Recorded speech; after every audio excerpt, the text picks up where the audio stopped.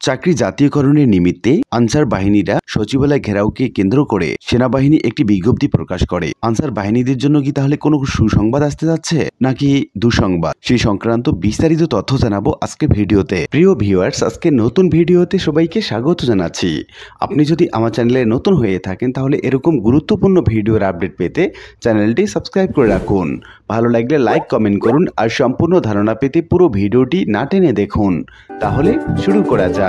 Answer সদস্যদেরকে কেন্দ্র করে সেদিন সত্যিকার অর্থে কি ঘটেছিল এই সংক্রান্ত বিভিন্ন রকম মতামত বিভিন্ন রকম সোশ্যাল মিডিয়ায় ছড়িয়ে পড়ে। সত্যিকার অর্থে সেদিন কি ঘটেছিল এই সংক্রান্ত একটি বিজ্ঞপ্তি সেনাবাহিনী প্রকাশ করে। আপনারা যেটা স্ক্রিনে দেখতে পাচ্ছেন, প্রতিবেদনে বলা হচ্ছে রাজধানী সচিবালয় এলাকার আনসার সদস্যদের বিশৃঙ্খলা ঘটনা নিয়ে বিজ্ঞপ্তি দিয়েছে বাংলাদেশ সেনাবাহিনী। সোমবার বেলা 11টার পর বাংলাদেশ সেনাবাহিনী অফিসিয়াল ফেসবুক পেজে এই বিজ্ঞপ্তি দেয়া হয়। বিজ্ঞপ্তিতে বলা হয়, গতকাল রোববার আইন শৃঙ্খলা রক্ষায় মোতায়েনরত সেনা সদস্যরা বাংলাদেশ সচিবালয় এলাকার সার্বিক নিরাপত্তা নিশ্চিতকল্পে বিভিন্ন গুরুত্বপূর্ণ স্থানে এবং সচিবালয়ের সব গেটে নিরাপত্তা ব্যবস্থা জোরদার করে। এদিন বিভিন্ন সময়ে আনুমানিক 10,000 আনসার সদস্য একত্র হয়ে বাংলাদেশ সচিবালয় ঘেরাও করে অন্তর্বর্তীকালীন সরকারের 7 জন উপদেষ্টা সহ সচিবালয় অন্যান্য ঊর্ধ্বতন কর্মকর্তাদের জিম্মি করে রাখে। উত্তেজিত আনসার সদস্যদের শান্ত করার জন্য বিকেলে মহাপরিচালক আনসার এবং ভিডিবি সচিবালয়ে আগমন করেন এবং আনসার সদস্যদেরকে সব দাবি মেনে নেন। এরপরও উত্তেজিত আনসার সদস্যরা সচিবালয় এলাকা ত্যাগ না করে আনসার এবং ভিডিবির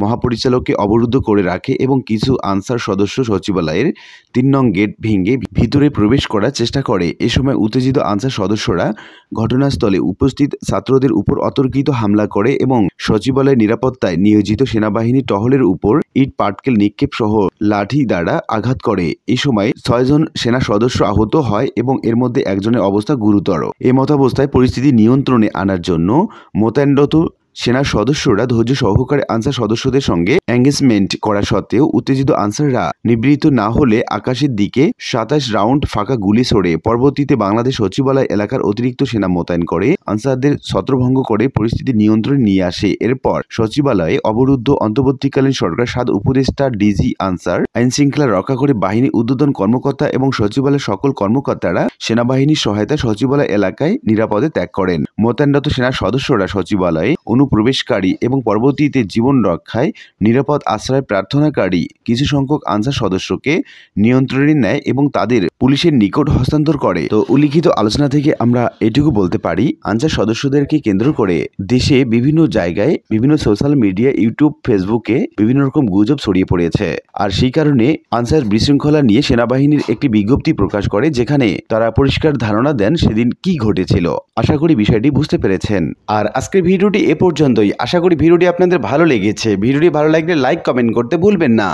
দেখা হবে অন্য কোনো ভিডিওতে। সে পর্যন্ত সবাই ভালো থাকবেন। ধন্যবাদ।